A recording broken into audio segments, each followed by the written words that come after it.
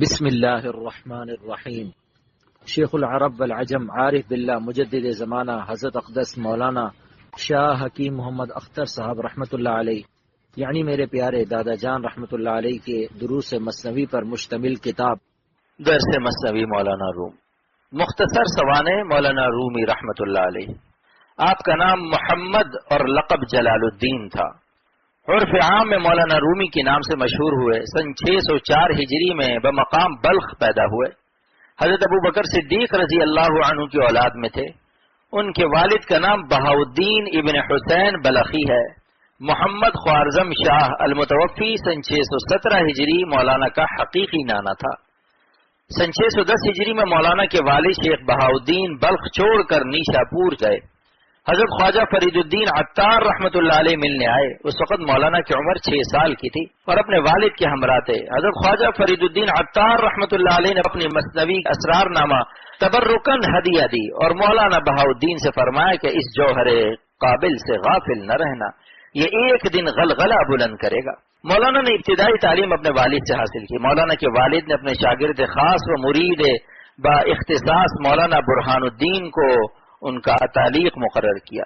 مولانا نے انہی کی اتالیقی میں تربیت پائی اور اکثر علوم ان سے حاصل کیے۔ 18 سال کی عمر میں مولانا کی شادی ہوئی اور اسی سال اپنے والد کے ہمراہ پونیا میں آئے اور یہیں رہنے لگے۔ اپنے والد کے انتقال کے بعد 25 سال کی عمر میں مولانا نے تکمیل علوم کے لیے شام کا سفر کیا۔ کچھ دن شہر حلب کے مدرسہ جلادیہ کے دارالاقامہ میں قیام کر کے کمال الدین بن عدیم سے فیض حاصل کیا۔ پھر 7 سال تک دمشق میں تحصیل علوم و فنون کرتے رہے۔ تمام مذاہب سے واقف تھے۔ علم کلام اور علم فقہ اور اختلافیات میں خاص ملکہ رکھتے تھے۔ فلسفہ و حکمت و تصوف میں ان کا کوئی نظیر نہیں تھا۔ شیخ بہاؤالدین کے انتقال کے بعد مولانا کی اتالیق سید برہان الدین نے 9 سال تک علم باطن اور سلوک کی تعلیم بھی دی۔ اس کے بعد مولانا کی عمر تعلیم و تدریس میں گزرنے لگی۔ مولانا کی زندگی کا دوسرا دور۔ مولانا کی زندگی میں خاص انقلاب حضرت شمس الدین تبریزی رحمۃ اللہ علیہ کی ملاقات سے شروع ہوتا ہے۔ شمس تبریز کیا بزرگ کے خاندان سے تھے، کیا بزرگ ایک شخص کا نام ہے جو فرقہ اسماعیلیہ کا امام تھا، لیکن انہوں نے اپنا آبائی مذہب ترک کر کے علوم حاصل کیے اور بابا کمال الدین جندی رحمۃ اللہ علیہ کے مرید ہو گئے۔ سوداگروں کی وضع میں شہروں کی سیاحت کرتے رہتے تھے۔ ایک مرتبہ دعا مانگی کہ الہی کوئی ایسا خاص بندہ ملتا جو میری صحبت کا متحمل ہوتا۔ بشارت ہوئی کہ روم جاؤ۔ اسی وقت چل کھڑے ہوئے اور پونیا پہنچے۔ برنج چاول فروش برنج فروشوں کی سیرا میں اترے۔ سیرا کے دروازے پر ایک چبوترا تھا، اس پر اکثر عمائد آ بیٹھتے تھے۔ وہیں مولانا اور شمس تبریز کی ملاقات ہوئی اور اکثر صحبت رہنے لگی۔ مولانا کی حالت میں نمایاں تغیر پیدا ہوا اور مولانا کے سینے میں عشق حق کی آگ داخل ہوئی۔ سما سے احتراز رکھتے تھے، درس تدریس وعظ و پند کے اشغال چھوڑ دیے۔ حضرت شمس تبریز رحمۃ اللہ علیہ کی صحبت سے دم بھر کے لیے جدا نہیں ہوتے تھے۔ تمام شہر میں ایک شورش مچ گئی۔ شمس تبریز رحمۃ اللہ علیہ فتنے کے خوف سے چپکے سے دمشق چل دیے۔ مولانا کو بے حد صدمہ ہوا۔ کچھ عرصے کے بعد مولانا کی بے چینی دیکھ کر لوگ جا کر شمس تبریز رحمۃ اللہ علیہ کو واپس لائے، لیکن تھوڑے دنوں رہ کر پھر شمس تبریز رحمۃ اللہ علیہ کہیں غائب ہو گئے اور باوجود تلاش کے ان کا پتہ نہ چلا۔ بعض تذکرہ نویسوں نے لکھا ہے کہ حضرت شمس تبریز کو کسی نے شہید کر ڈالا۔ شمس تبریز کی غیبت کے بعد مولانا کو سخت بے چینی ہوئی۔ اسی اضطراب میں ایک دن صلاح الدین زرکوب رحمۃ اللہ علیہ کی دکان کے پاس سے گزرے۔ وہ ورق کوٹ رہے تھے۔ مولانا پر خاص حالت طاری ہو گئی۔ صلاح الدین زرکوب رحمۃ اللہ علیہ نے ہاتھ نہیں روکا اور بہت سا وقت ضائع ہو گیا۔ بالآخر صلاح الدین نے کھڑے کھڑے دکان لٹا دی اور مولانا کے ہمراہ ہو لیے اور 9 سال تک مولانا کی صحبت میں رہے۔ مولانا کو بھی ان کی صحبت سے بہت تسلی ہوئی۔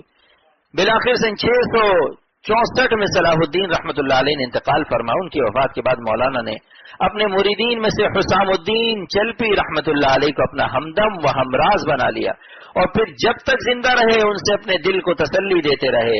مولانا روم حسام الدین رحمۃ اللہ علیہ کا اس طرح ادب کرتے تھے کہ لوگ ان کو مولانا کا پیر سمجھتے تھے۔ انہی مولانا حسام الدین کی ترغیب پر مولانا روم نے اپنی مشہور مثنوی شریف لکھی۔ مولانا کی علالت اور وفات۔ سن 672 ہجری میں قونیا میں بڑے زور کا زلزلہ آیا اور 40 دن تک اس کے جھٹکے محسوس ہوتے رہے۔ مولانا نے فرمایا کہ زمین بھوکی ہے، لقمہ تر چاہتی ہے۔ چند ہی روز کے بعد مولانا علیل ہوئے۔ اکمل الدین اور غضنفر اطباء حاذق نے علاج کیا لیکن کچھ فائدہ نہ ہوا۔ 5 جمادی الثانی بروز یکشنبہ سن 672 ہجری بوقت غروب آفتاب مولانا نے وفات پائی اور یہ آفتاب علم و فضل غروب ہو گیا۔ رات کو سامان کیا گیا اور صبح کو جنازہ اٹھا۔ بادشاہ سے لے کر فقیر و غریب تک سب ہمراہ تھے۔ لوگوں نے تابوت تک توڑ کر تبرکن تقسیم کر لیے۔ شام کو جنازہ قبرستان تک پہنچ سکا۔ شیخ صدر الدین شاگرد شیخ محی الدین رحمت اللہ علیہ ماں اپنے مریدین کے ہمراہ تھے۔ شیخ صدر الدین جنازہ کی نماز پڑھانے کھڑے ہوئے لیکن چیخ مار کر بے ہوش ہو گئے۔ پھر قاضی سراج الدین نے نماز جنازہ پڑھائی۔ مولانا کی وصیت کے مطابق حضرت حسام الدین چلپی مولانا کے خلیفہ بنائے گئے۔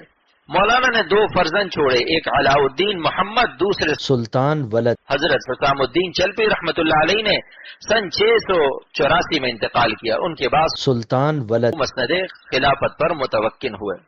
مولانا کی تصانیف میں مولانا کے ملفوظات میں ایک مجموعہ ہے جس کا نام فیہ ما فیہ ہے، اور 50,000 اشعار کا ایک دیوان ہے جس کو بہت سے لوگ غلطی سے حضرت شمس تبریز رحمت اللہ علیہ کا دیوان سمجھتے ہیں۔ اس مغالطے کی بنا یہ ہے کہ اکثر مقطع میں شمس تبریز رحمت اللہ علیہ کا نام ہے۔ تیسری چیز مثنوی ہے اور اسی کتاب سے مولانا کا نام زندہ ہے۔ مناسب معلوم ہوتا ہے کہ نہایت اختصار کے ساتھ مثنوی کی کچھ خصوصیات لکھ دی جاویں تاکہ ایک بصیرت حاصل ہو جائے۔ خصوصیات مثنوی: دولت غزنویہ کے آخر میں حکیم سنائی نے حدیقہ لکھی جو نظم میں تصوف پر پہلی کتاب ہے۔ حدیقہ کے بعد خواجہ فرید الدین عطار رحمت اللہ علیہ نے متعدد مثنویاں لکھی جن میں سے منطق الطیر نے زیادہ شہرت حاصل کی۔ ایک دن ایک خاص کیفیت میں مولانا کی زبان سے بے ساختہ مثنوی کے ابتدائی اشعار نکل گئے۔ پھر حسام الدین چلپی رحمت اللہ علیہ نے اصرار کیا کہ مثنوی پوری کی جائے۔ چنانچہ مولانا نے پورے 6 دفتر لکھ ڈالے، اگرچہ درمیان تصنیف میں وقفے اور فاصلے پڑتے گئے۔ چنانچہ مثنوی میں بہت کثرت سے ایسے اشعار پائے جاتے ہیں جن سے مولانا حسام الدین چلپی رحمت اللہ علیہ کا باعث تصنیف ہونا معلوم ہوتا ہے۔ بعض دفتروں میں مولانا نے تاخیر کے نہایت لطیف وجوہ بیان فرمائے ہیں۔ مثلا فرماتے ہیں مدت ای مثنوی تاخیر شد، مدت ای مثنوی تاخیر شد، مہلت باعث تا خو شیر شد، مہلت باعث تا خو شیر شد، تا نزایت بخت نو فرزند نو، خو نگر و شیر شیری خوش چنو۔ یہ مثنوی 662 میں شروع ہوئی جو خود مثنوی کے ایک شعر سے ظاہر ہے۔ مطلع تاریخ ای سودا و سود، سال ہجرت 662 بود۔ طرز تصنیف: علمی و اخلاقی تصانیف کا ایک طرز تو یہ ہے کہ ایک ایک مسئلے کو علیحدہ علیحدہ ایک ایک باب میں بیان کیا جائے اور ایک قسم کے مضامین سب ایک جگہ جمع کر دیے جائیں۔ دوسرا طریقہ یہ کہ کوئی افسانہ لکھا جائے اور علمی مسائل موقع موقع سے اس کے ضمن میں بیان کر دیے جائیں۔ اس دوسرے طریقے میں فائدہ یہ ہے کہ مضامین ذہن نشین ہو جاتے ہیں اور طبیعت اکتاتی نہیں۔ مثنوی میں مولانا نے اسی دوسرے طریقے کو اختیار کیا ہے۔ مولانا خود فرماتے ہیں ای برادر قصہ چو پیمانہ ایس، معنی اندر و بسان دانہ ایس، گفت نحویز زید عمرن قد ضرب، گفت چونش کرد پہ جرم ادب، گفت این پیمانہ معنی بود، گندمش بستان کے پیمانہ اسرد، عمر و زید از بحر اعراب الساز، گردروں غس آن توبہ اعراب ساز۔ فارسی زبان میں جس قدر کتابیں اس فن پر لکھی گئیں کسی میں ایسے دقیق اور نازک مسائل و اسرار نہیں ملتے جن کی مثنوی میں بہتات و کثرت ہے۔ مثنوی نہ صرف تصوف اور اخلاق کی کتاب ہے بلکہ یہ عقائد اور کلام کی بھی بہترین تصنیف ہے۔